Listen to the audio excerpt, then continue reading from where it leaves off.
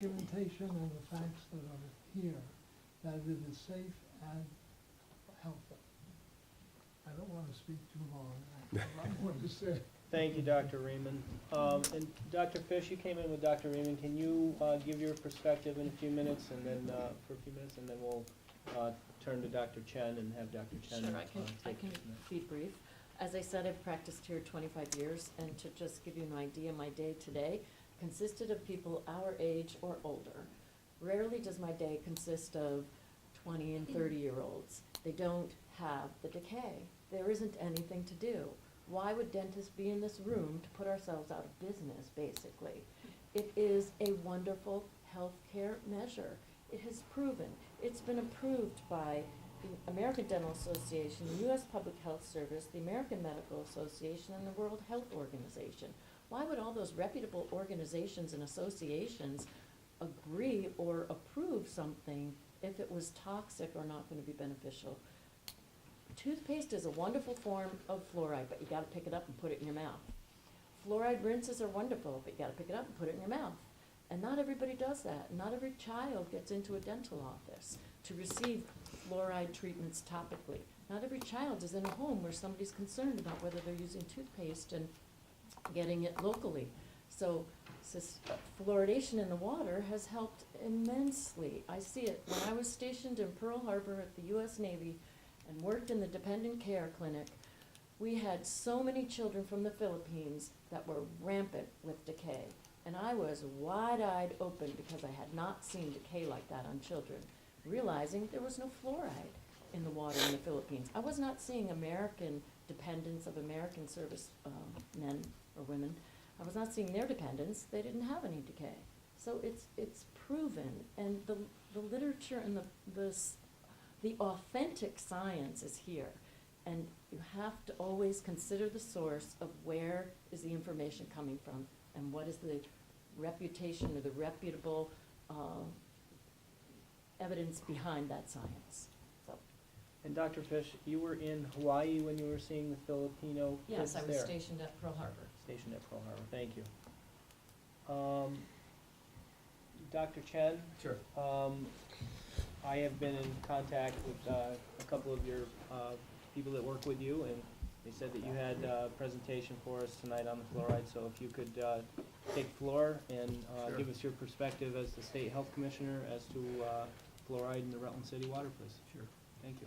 So first of all, I want to thank the committee for the opportunity to address you, and really what to me is an extremely important issue. I think that what I just reiterate some of the things. Fluoride has a long and very stable, safe history of use. Roughly 70 years it's been used in this country. You heard the stats, but majority of this country is served by fluoridated water. There's no question. First of all, fluoride is a naturally occurring substance. So this is something that occurs naturally. It is not high enough in most waters to protect at the level to protect you from dental decay. Water fluoridation is the controlled adjustment of a natural fluoride concentration in a public water supply to a certain controlled level of 0.7 parts per million. Given the dramatic decline in tooth decay over the past 60 years, the CDC named water fluoridation one of the 10 great public health interventions of the 20th century. In the 20th century, it's estimated we gained 30 years of longevity between 1900 and the year 2000. 25 of those years were suspected to be due to things like fluoridation of water. So there's no question of the benefit there. Tooth decay clearly continues to be a serious chronic problem among 5 to 17-year-olds. Almost over half experience a decay. 51 million school hours are lost each year due to dental-related illness. Early tooth loss can cause failure to thrive, impaired speech and development, absence from an ability to concentrate in school, and obviously reduced self-esteem. Periodontal disease, as Dr. Rahman mentioned, can caused by bacteria under the gum tissue and could lead to and is associated with heart disease, diabetes, prematurity, low birth weights, and further research is to really trying to understand those connections. Fluoridation also benefits adults, as you heard. Almost 40% of adults show evidence of root decay, and fluoridation is essential to reduce that prevalence. It's safe. It's been studied for 70 years. The possibility of adverse health effects from continuous low level of fluoridation continues to be extensively studied. Of the hundreds of credible studies, none have shown health problems. Fluoridation is the single most effective public health measure to prevent tooth decay and to improve oral health for a lifetime. Since 1950, each Surgeon General has committed his or her support to the community water fluoridation. Studies completed when community water fluoridation was first introduced indicated water fluoridation reduced tooth decay by 50 to 60% in permanent teeth. Other forms of fluoride are available. Persons in non-fluoridated communities continue to demonstrate higher tooth rate decays compared to their counterparts in communities with water fluoridation. It's a good investment for a community. Each $1 invested yields approximately $38 in savings. There is clearly an immense cost-benefit ratio. Research from the CDC and the University of Georgia found that under typical conditions, the annual person cost savings in fluoridated communities range from $16 in small communities to nearly $19 for large communities. In 2009, in Vermont, more than $2.5 million was spent treating early childhood caries in a hospital setting. That's 421 Vermont children aged 0 to 5 at an average cost of $6,000 per child. The evidence is overwhelming. Community water fluoridation is overwhelmingly shown to be safe, effective, and efficient for reducing dental decay in both children and adults. The majority of public water systems in our country rely on this science, and many health organizations of what you heard, the CDC, the Public Health Service, Association of Dental Directors, the ADA, the American Cancer Society, March of Dimes, Birth Defect Foundation, the Institute of Medicine, the World Health Organization, to name a few. Community water fluoridation is overwhelmingly supported by these health organizations around the globe. One of the things I think it's important for people to understand is that, what is public health? And as health commissioner, my job is to interpret the data, whether it be the data pro, the data con in terms of toxicity, listening to my experts, and assure the conditions in our communities that best will promote good health to our population. So you have a very important role, believe it or not. It's not the doctors, it really is not the dentists, it's what you do here today, listening to the evidence, listening to that really will make a huge difference on future Rutland, Vermont residents and future Vermonters. What I'd say is that from my personal experience, bringing us kind of way back home, I worked in that emergency department for over 23 years. What do you think one of the most common reasons people came in for pain medicines was? What do you think? One of the things that you could never figure out looking at somebody's mouth, whether they were really in pain or whether they were just looking for drugs. What do you think one of the significant causes why people got started on opiates is? Tooth decay. So I think you have it in your hands today, the ability to really keep going forward with something that's proven, both safe and effective.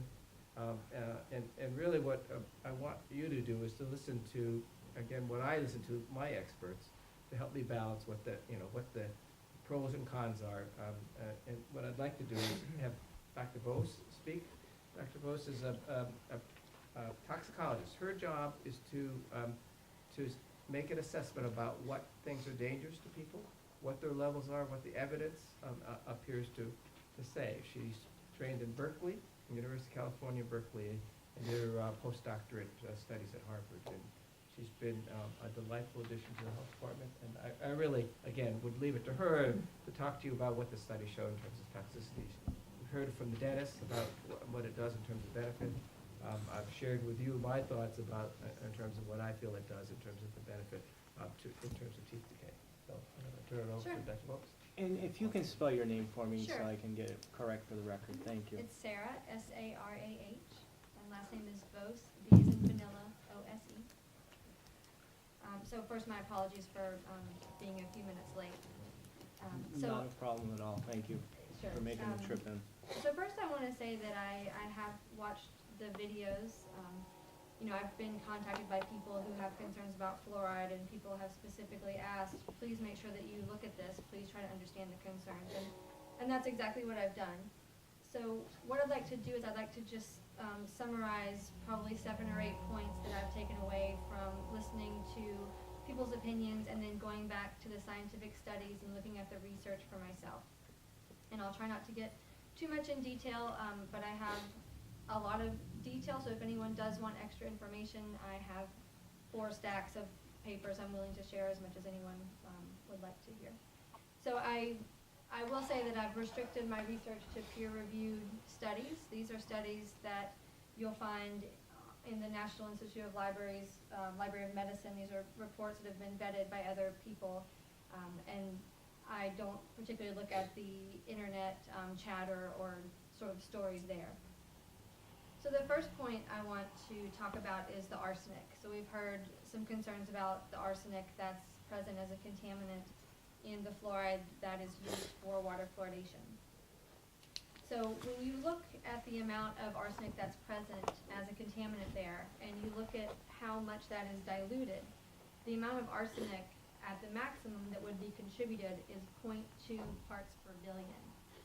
And when you look at Rutland's water sampling data for arsenic, which they are required to test for, they've never detected arsenic because the detection level is 1 part per billion. So the arsenic from the fluoride has never risen to even the detection level in the city water. We can think about arsenic in terms of diet. So our major source of arsenic exposure is the diet.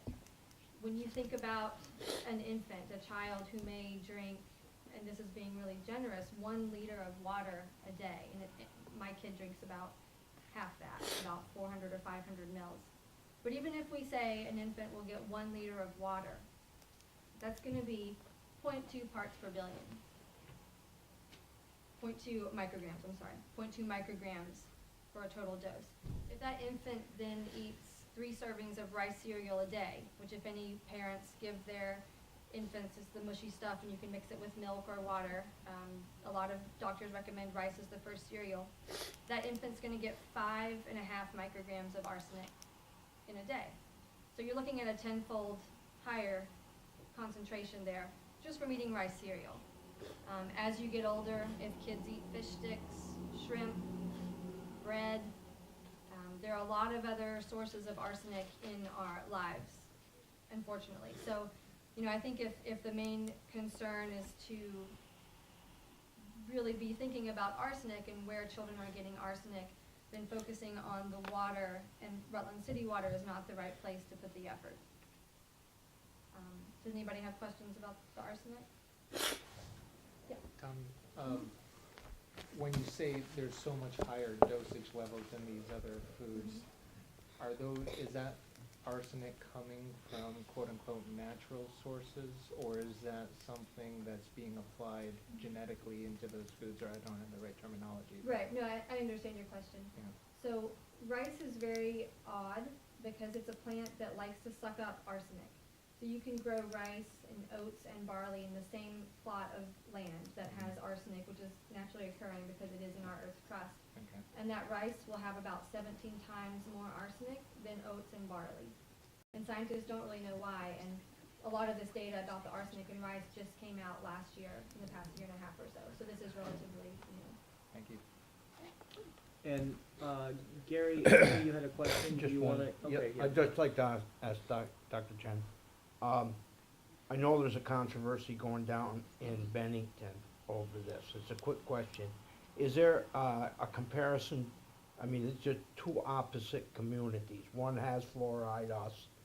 They don't have it. Is there any studies or data that would indicate that they are worse off than we are for having no Dental chloride? Yeah, outcomes. yeah.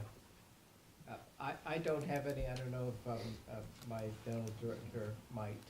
Right, there is a study that was published that compares 2 communities that were determined to be similar enough to be compared, one with community water fluoridation, one without. I cite it in my testimony, and I can give you the name of it, or I can follow up with you I afterwards can and follow up email it. afterwards, yeah. I just okay. want to keep the meeting going. Yes. Thank you. But I don't think that level of data was available from the Medicaid data, specifically for Right. Bennington and Rutland. That is It's a good question. Absolutely. We don't have a comparison of Rutland and Bennington, but we do have Okay, if studies you got other comparing. ones, that's We fine. have- And I would venture to guess, I'm not sure all Rutlanders would say they were comparable to Bennington, and all Benningtonites would say they were comparable to Rutlanders. Well, there is a difference. I had actually practiced, may I? Yes, go right an ahead, please. anecdotal addition. I had practiced both, I had an office in Bennington and in Rutland.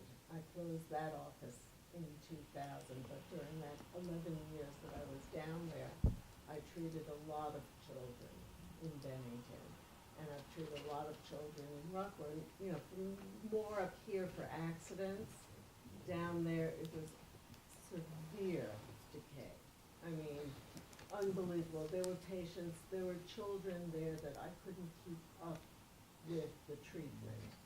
And they would come back in a year and they had more decay. And, you know, that's what I saw during that time. Okay.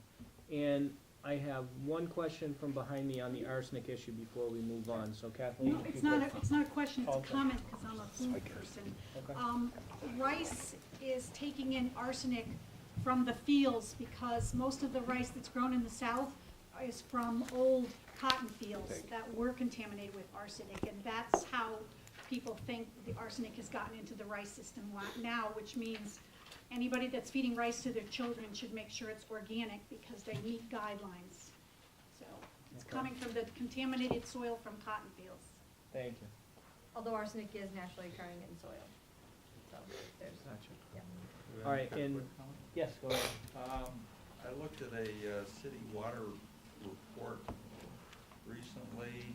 It's in my files at home. I think it was 2006 or 2009, and it did contain arsenic. Can you confirm that the city water does have a certain amount of arsenic? Jeff? Going back, I think, 14 years, you may know better than me, every single test that we've done for arsenic has indicated that if it is there, it is below the ability of the test measurement to detect it. So what those reports show is less than 0.002 milligrams per liter or something like that. Okay.